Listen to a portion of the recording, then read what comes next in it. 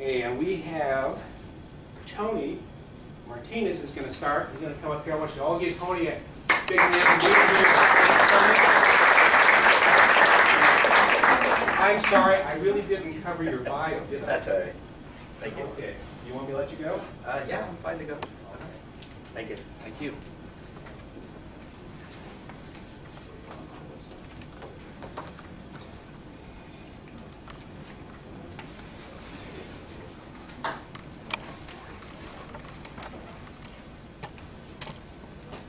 Maybe, Tony, you could just start off by giving us a little bit of information. I'll tell you who I am.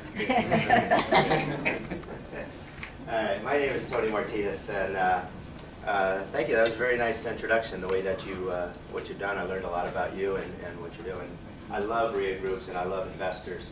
And hopefully you're going to love what I have to share with you today, because it's very, very exciting. So I'll tell you a little bit about me. I built my first house when I was 13 years old, and I bought my first house when I was 17. And you say to yourself, yeah, how can you do that? Well, when I was 13, it was more slave labor than trade labor. I didn't know any better, because I had to have a bedroom and a house to live in, and so my parents were only going to feed me if I helped build this house. So I did it. I bought my first house when I was 17. We bought it for $15,000. My dad said, give me $750, 10% down. We split it half-half. 2.5 years later, we sold the house for $32,000. I go to the bank, and the president of the bank came up to me. In those days, presidents were in each branch, you know. And he walked up to me and said, how did you accumulate this much money? And I thought, wow, a light went on in my head and said, real estate's pretty cool. But I've lost money in real estate too. So I've been a real estate agent for 18 years in good standing with the DRE. I don't know if that's a big deal or not, but I think you should be in trouble with the DRE every now and then, or you're not doing things right. But in any event, how did I do all this at the young age of 21, you say? Because that's what I am today. No. So I've been around real estate on the retail side, like hopefully most of you, or you wouldn't be here. Hopefully a lot of you have dived in. So I've been around it one way or another. I was a builder in the late 80s, early 90s. The market collapsed. So did I. So, you know, I lost as much as Howard Hughes did, right? You lose it all, you lose it all. It doesn't matter how much you have. So I had to start over. That's when I got into real estate. I was very fortunate in a sense, because I didn't know anything about selling real estate. I had always acquired it. So what happened was I got in an REO market and a short sale market back in the early 90s. And I sold quite a few properties not knowing what I was doing compared to what I knew today. I knew the market would change again. So when the market changed, I wanted to be prepared. My biggest philosophy is I like to help people. Okay, that's my goal. That's our company philosophy. That's everything that I do. I want to help people. Having gone through this devastation myself, I didn't want anybody else to have to go through it. I believe that it's easier to get a divorce than it is to lose your property. Because in a divorce, you can blame the other party, right? But when you lose your house, you can't blame the house, right? Because the house didn't do anything. So it's very humiliating, because it's the American dream. The American dream is owning real estate. So long story short, it brings me to this point today that when the market crashed again in 2007, I started doing short sales again. REOs are very limited, but there's a lot of short sales. So I became an expert at short sales. I have negotiated over 300 plus short sales since 2007. And you say, well, that's a lot. But I think I'm pretty good at it. Well, actually, I know I'm pretty good at it. But it opened the door to me to a unique investment opportunity, and that is purchasing notes. Has anybody here ever bought a note? Do you own notes now? Do you like it? Do I like it? Yeah. I prefer real estate, but notes are not bad. Okay. Good. I like your thinking. That's why there's so few people in it. Okay. So this was the landscape in 2007, right? What happened in real estate? It was just nothing. You couldn't get loans. Nobody was buying. Nobody was selling. It was devastating. So basically, there was an atomic bomb, and Congress didn't do much to help investors, right? They made it difficult for investors. They made it very difficult for homeowners. HAMP, HOFA, all these other things are very, very minuscule band-aids to a very, very serious cut or problem. Okay, so I saw this, and I knew this. So what happened was I did short sales, but I never felt that a short sale was a real win-win opportunity for the homeowner. It's no different than a foreclosure or an eviction. You're still walking away from your property. The only difference is you're walking away with a little dignity. You're not walking away because you wanted to. So first we're going to talk about what is a note. A note is a document that states it's an IOU. All right, somebody owes you money. It's the amount owed, interest rate, years to repay a debt. It's usually accompanied by a mortgage or a deed of trust like a lien, and it pledges that the property, or the pledges the property is collateral. You've also heard of them as promissory notes. Okay, so what I do is I buy institutional paper, bank paper. Okay, you heard it as some people will say good paper, bad paper. Some will say private or institutional. You know, it's bad paper in a sense, but you've heard the expression, one man's trash is another man's treasure. Well, it's my treasure. So what I do is I buy institutional paper. In the process of negotiating short sales, I discovered that banks will sell the paper at pennies on the dollar. Now there was other ways to learn this information, but I'm kind of dumb and I had to learn it the hard way. So the very first short sale that I negotiated in 2007, there was a $250,000 second to National City, and I didn't know what I was supposed to do because I didn't have to deal with seconds in the 90s very much. We did it very, very little. So the first told me, well, offer him $3,000. And I said, you're crazy. But why don't you do it? Well, we don't talk to the other bank. So I said, okay, it's like a divorced couple, right? You know, go tell dad, go tell mom. So I didn't know that this was a disadvantage at the time. It turned out to be an advantage, an extreme advantage. So I called up the bank, and as gumption as I have, I just said, I'm offering you $3,000. She didn't laugh at me, and she didn't hang up on me. She said, we'll take 15. Very first call, she said, we'll take 15,000. Now, I like to consider myself a very good negotiator. So I knew that the first call at $15,000, I could probably do better. Okay, so that was the first light. I didn't figure it out yet, but it was a light that went on in my head again. I said, wow, banks will settle for pennies on the dollar. Now, if you know anything about banks, National City's out of business today. But that's another story. But that's another story. So in my ability to negotiate a lot of short sales, and then moving on into the flips. Anybody here do an A to B to B to C transactions? Somebody's got it. A flip? I'm doing a flip. A to B to B to C kind of thing. And you know how hard they are to do today, right? I mean, the FBI is waiting at your door when you consume one of those deals, and you go, you can't do that, that's illegal. On paper, it's not illegal. It's just very difficult, especially if you have a real estate license. There's title seasoning issues, all kinds of issues. Title's afraid to blink. Escrow's afraid to blink. The real estate agents and brokers are afraid to blink. Everybody's afraid. So I did my first deal when I figured out that you could buy the note from the bank, and I made $48,000 on my first deal. I made $150,000 flipping A to B to B transactions in 1 year. And I said, this is awesome. But then the DRE started saying, you can't do this. Not to me personally, but to the public in general. So it made it very, very difficult, and I didn't want to lose my license over something like that because I didn't know if I could sustain it, and I still wanted to maintain my license. I don't need my license today. Okay. But that's what made me mad, and that's what made me work so hard, is I didn't want to have anybody dictate to me my future except for me. So what happened was I kept figuring it out. So I started with short sales. I started with the flips by buying the notes. Then I realized, why don't you just go straight to the bank and buy the note? So that's what we do. And God bless America. Somebody's loss is somebody's gain. And today there are just hundreds of thousands of notes that are delinquent. They are worthless to the banks. The banks used to sell from one bank to the other bank. They can't do that anymore because the equity is gone. When the equity is gone, then there's no value in the note. Make sense? Therefore, a $200,000 note can be bought for $8,000, $12,000. Okay? So the banks sell non-performing notes at pennies on the dollar. We call them NPNs or NPLs, non-performing loans. Collateral is worthless to the bank. It's basically a garage sale, right?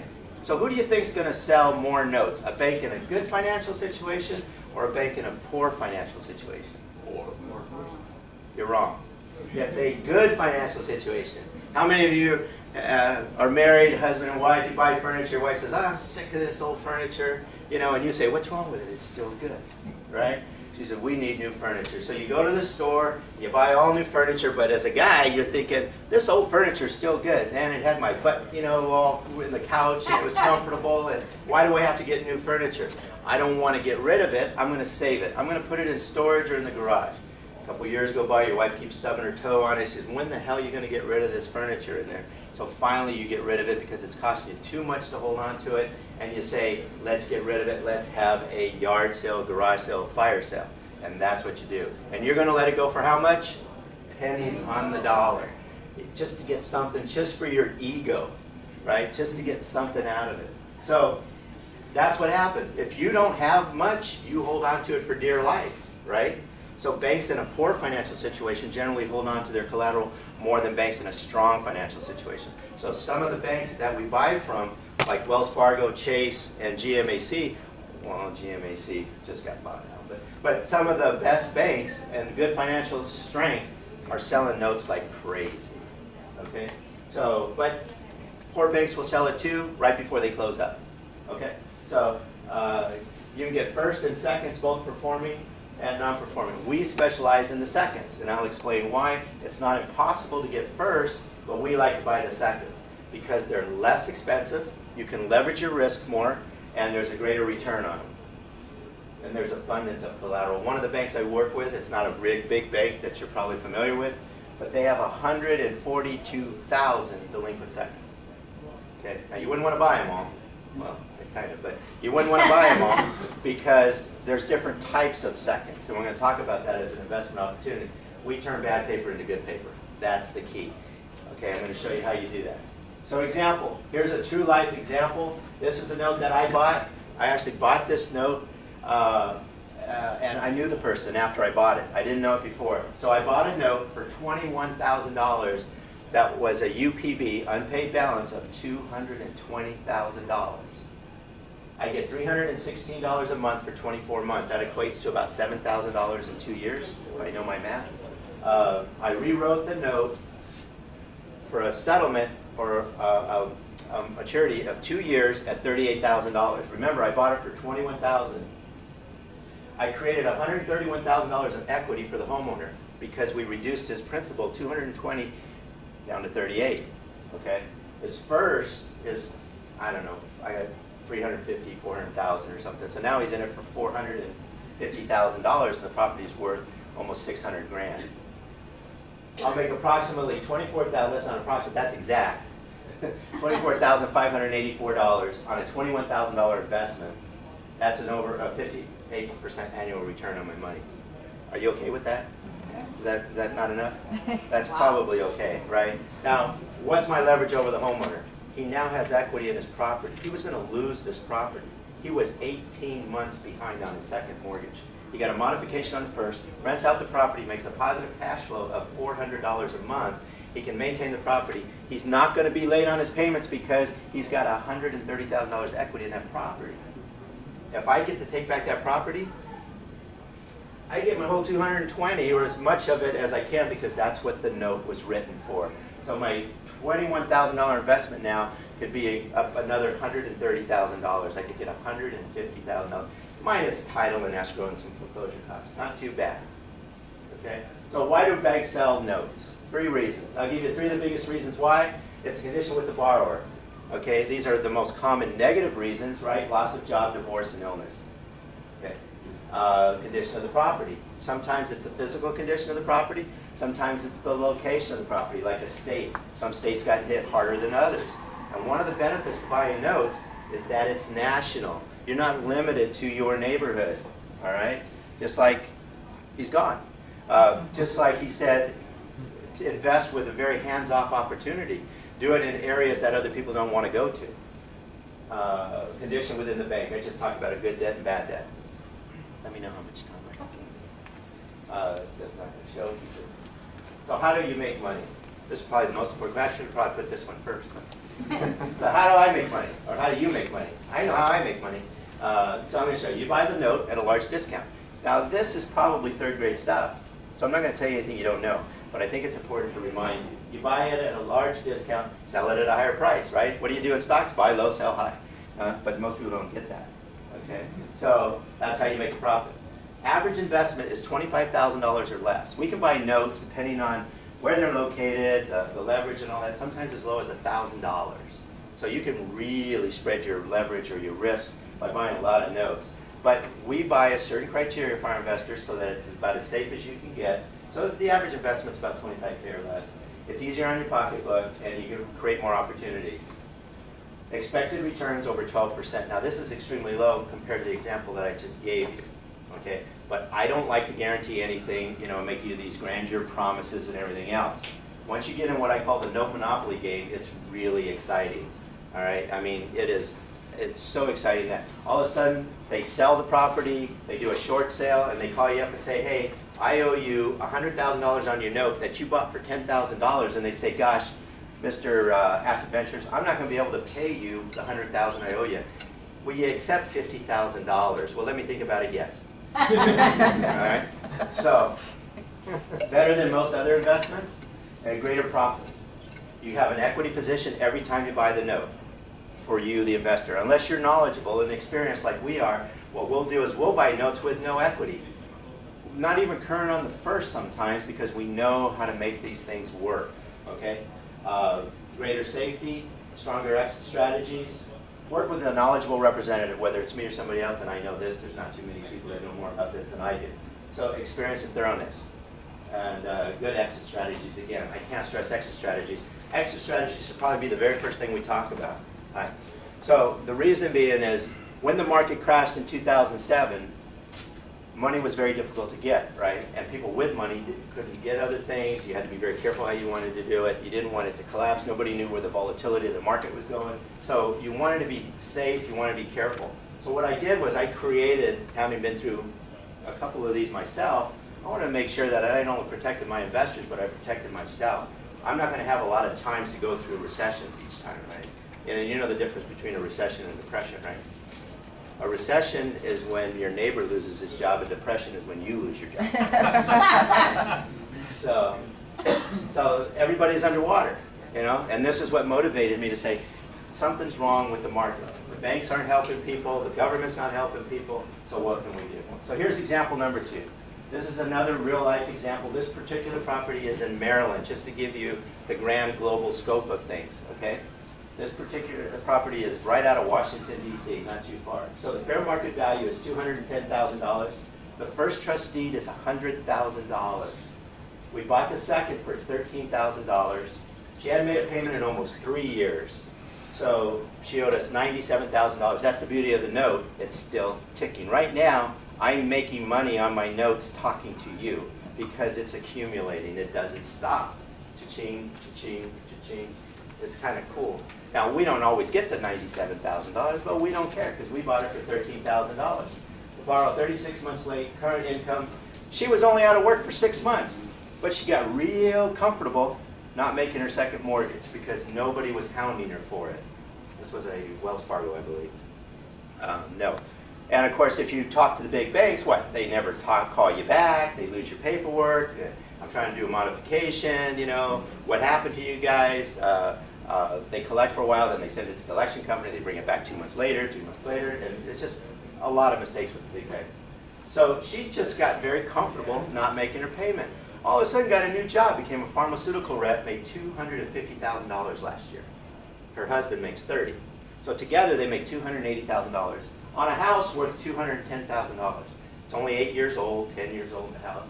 So we worked it out at 3%, $220 a month. The return on your investment is $20 a month. She gave us an $8,000 reinstatement deposit. Okay, I didn't even talk about that because I don't want to, again, give you, that's more a rarity than a true example because we always try to get a workout deposit to reinstate. And we reduced her principal from $97,000 back down to $80,000, which was the original UPB of the loan. That's a favor. It's a trade-off. You give me 8, I'll give you 17. Pretty cool, right? She owes us, next year, it's going to be $330 a month for 22 years remaining on that loan. Not too bad for an income. Nice cash flow. And you can use your IRA money on this and it goes right in there every month. It's pretty cool. Okay. Now, $248,000 a year. She starts making that for 3 years in a row. Do you think she's going to live in that house for the next 20 years? Absolutely not. You can't be making that kind of money living in that kind of neighborhood. It's just not natural. You got to get better cars. You got to get a bigger house. You're going to send your kids to private schools. So we know that that note is probably going to sell, and we had 100% equity in that note. 100% equity in that note. So that's pretty cool. Investor opportunity. So here's an investment. We bought a note for $20,000, and we settled it with the homeowner for $35,000. You get it? We bought it, sold it back to the same homeowner, because we can do whatever we want. We're not under any kind of banking restrictions, right? We buy a bank note, and it becomes a private note, even though we like to keep the image of the bank and the corporate and everything else. We sold it to the homeowner for $35,000. That's what we try to do. Do a settlement with the homeowner. Say, here's what I'd like to do. You owe us $100,000. We're going to give you a $65,000 discount. $35,000. And they don't know what we paid for it. And we become heroes. So we made $15K profit in less than a year. Not a bad profit. I think that, I don't do math on stage, but I think that's pretty good. Cash flow. Workout. Now here's another one, very similar. We worked it out at $300 a month. That's $3,600 a year. That's an 18% annual return on your money. Pretty good on a $20,000 investment. Okay. Well, the reasons why. Why do I buy notes? Why do I like notes over real estate? Now, I told you my background, and I still own real estate today. Okay, because it's a good tax write-off. So I own apartment buildings. I own houses. I've been a rehabber. I've been a contractor. I have done everything in real estate except kill termites, because you never kill termites. But I've done everything in real estate. So when I talk to you about this, and I still hold real estate today so that when I talk to you about this, I can talk intelligently. But given a choice, if you put a gun to my head and said, Tony, property or paper, I'm taking paper every single time. When you run into the city, in any city in the United States, who has the biggest buildings? The banks. The biggest, nicest buildings. So I figured it out. Amortization over appreciation. Okay? That's economics 101. I never took economics in high school or college. I should have. Imagine. So this is what I do. I imagine that none of the 4 T's. You guys know what the 4 T's are, right? Tenants, toilets. Tenants, toilets, trash, and termites. Right? Right? That's what you do when you own apartments or income-producing property. And they always know when you're going on vacation. They call you the night before. All right? My toilet broke. I have termites. I even went a step further. Rats, roaches, rubbish, and renters. All right? I made up my own because I don't like to use other people's phrases. So I just cheat. All right. Creating a life of financial freedom. That's why I do what I'm doing. I don't want to drive to the properties anymore. People say, how can you buy a house in Illinois or Texas or Georgia? I've been in thousands of homes, people, from the nicest to the ugliest, to where they ripped out the copper plumbing. I've had squatters. You know, I bought a house for rehab that was owned by 65 cats, right? The lady was a vice president of a large company, and she moved out of it, took all the windows out, put that chicken mesh on the windows, and fed 65 cats in this house in a beautiful neighborhood, where the average price was about $800,000. We bought the house and rehabbed it. One thing about cat pee, it kills termites. So we didn't have to tenant it. But we had to disclose that there was a lot of cats living there. So we had to sell it to a cat-friendly owner. Create another stream of income. I'm not saying you have to give up real estate. We need property owners. We need people living in the houses. This whole system doesn't work unless you rehabber guys, you investors, believe that you got to own the property. You got to have the curb appeal. You got to have something real in your hand. And I love you. I love you for that. Okay? And that's why I still own property today, because I think it just makes more sense. Create a quality of life that you deserve. And you do deserve it. If you're an investor, you know, everybody should get the best. Life has so much to offer, I believe. So much to offer. You know, and look at this beautiful place. And look at this beautiful area. And, you know, I was just excited driving down here because I love to come to Santa Barbara. And then I realized I never come here enough. So how does it work? We buy seconds, performing or non-performing, it doesn't matter. Now, I'll get more into the educational part of it if you want to come and talk to me. but we prefer the non-performing seconds, okay, not the performing seconds, and there's a reason. But we buy with equity, so once you make your purchase, you're going to have an equity position over the homeowner. That's your security. They're also first on the current, so you've got a lot of leverage to make this homeowner pay you, all right? And the whole course and everything is about, well, what if they go to bankruptcy? What if we have to foreclose? Those are actually conveyor belts to success, okay? So we actually like it when they say we're filing bankruptcy, because now I'm going to get my money at the end of the road on somebody else's dime, all right? It's a very easy process for us. 85% of the banks will sell notes. Avoid title seasoning issues when you become the bank. You get a full release of lien and liability for the homeowner. That's another benefit to the homeowner because you're a bank with a heart.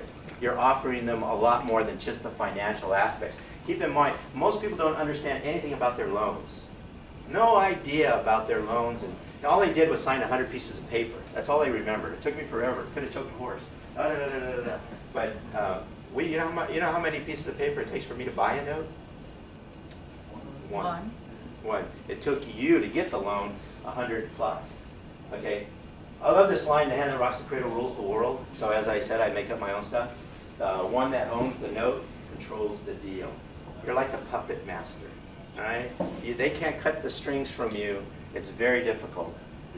I sell a home to the home is owned by an investor, and all of a sudden the investor goes, "Man, I didn't know there was all these repairs that needed to be done, and I didn't know it was going to take this long to sell it," and he loses money. But I don't, because I own the note. I just get the house back. Now I sell it to some other guy that wants to try to do the same thing all over again. Or I wholesale it, or I become an REO asset manager, but I have options. Another example, I bought a note for $5,500. You got it to reperform at $125 a month. That's a return on your investment of 27%. The unpaid balance of the second was only $24K. Very small, right? Very, very small. The first is $44,000. This is in Long Beach, California. It's a condo. It's a 2-bedroom, 1-bath. It's worth $110,000. So we sold to the new investor for $10,000. So the return on our investment is now 55%. The new investor gets 15% and has a seasoned re-performing note. So they're happy because they've already got a history behind the note of almost a year saying, gosh, I'm getting $125 a year, I've got $60,000 equity in this property. That's a lot better than I'm getting at the bank. Okay? Exit strategies, this is the key. Is your question? Real quickie, do you buy the seconds because you can get deficiency judgments, whereas you may not be able to on the first? Is that why you concentrate on the second? Most of the time, we don't worry about the deficiency judgments. It's not really an issue. You have that hanging over there. You have options, right? You definitely have options. Exit strategies. How do you get my cash out, right? If I'm in, it's all about when am I going to get it back. I think that's one of the key things to all of this, the settlement. We always try a settlement first with the homeowner. Okay, so the bar to settle at a large discount, like the one I told you, the $20,000 to the $35,000. And we have a formula that we try to stay in, but it doesn't always work that way. So we always try settlement, and you have a resale. You can sell the note to a third-party investor. So let's say, like, if you bought a property and you go, oh my God, I got to relinquish and get some liquidity right away because I want to.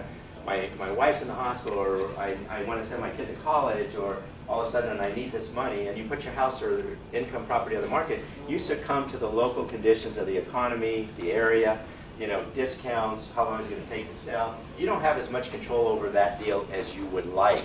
But when you buy a note, if it's reperforming and you've got the equity that we established for you, you can turn around and sell this note within 2 weeks to another investor.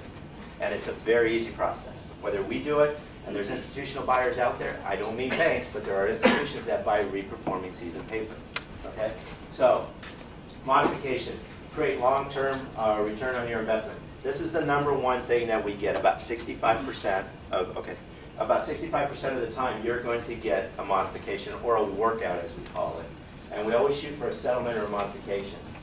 And you get a deed in lieu of. Deed in lieu of is a substitute of foreclosure. We just took 2 houses back and created positive cash flow on both of them, and are selling one right back to the tenant. So it's pretty cool. Saves you that cost. Foreclosure creates leverage. We foreclose on very few properties, actually less than 5% of the notes that we buy. We start foreclosure proceedings. That's how little it is, and very rare do we ever go all the way, because we don't need to. People want to keep their houses, all right, and then sell the property. So we give the option to the homeowner to sell the property. They can refinance it, they can short sell it, or in some cases, they can sell it completely and give us all our money. So the ultimate goal for me, at one point, I never thought about this. I wanted to be President of the United States. No, not really. I wanted to be a rock star. No. Banco Martinez. I never thought about the idea of being a bank. Today, we are sort of a microcosm of a bank. So one day, I think it'd be really cool to say Banco Martinez. Well, I guess it would have to be Asset Ventures, because BOM doesn't sound real good. But I can see it. You know, you have options available, short-term and long-term. You get nice cash flow. You can resell. You can own properties. And buying the notes gives you first opportunity to leverage ownership of the property, which is a really cool opportunity too. Okay, so be your own bank, reduce your risk, and enjoy consistent profit without having to do a lot of work. So what's next? Remember when we used to have to carry our own luggage? You know, I get this question all the time. Oh, notes are a fly-by-night thing. Well, notes have been around as long as houses have. So, you know, they're not going to go away anytime soon, I don't believe. But there was a time when we used to have to carry our own luggage. I don't remember those times because I'm too young. But that's how it looked, right? And then we always tried to figure out a better way to do it. And it was always frustrating, you know, carrying all this stuff. And remember the day they put wheels on the luggage, the first time they put the wheel on the luggage? The wheels would only go straight, right? You'd go this way and your luggage would go that way, and the handle didn't extend. And it seemed like an obvious thing to do, right? Today, you just take it for granted. It's like, gosh, the wheels rotate and the handle expands and everything else. But there was a time when that didn't exist. Very similar to what I'm talking about the notes today. You know, why don't more people doing the notes? Why?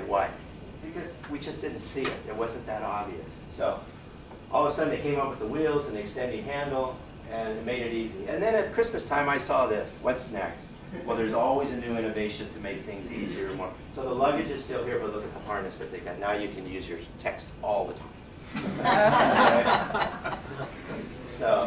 So we take the confusion out of it, and that's what I love about notes. And that's what Asset Ventures does for you, is we take the confusion out of this investment opportunity. I think it is one of the most exciting things to do right now. It's such a great opportunity.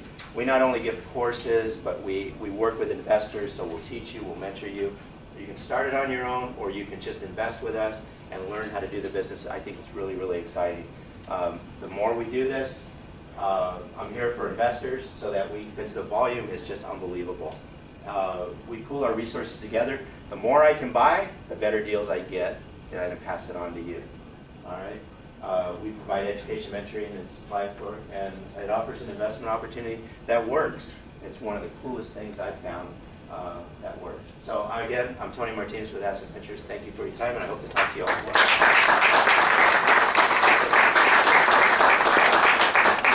Thank you, Tony, very much. And you know, it's never too late to be a rock star. You can talk to my son Michael, he's the local band here.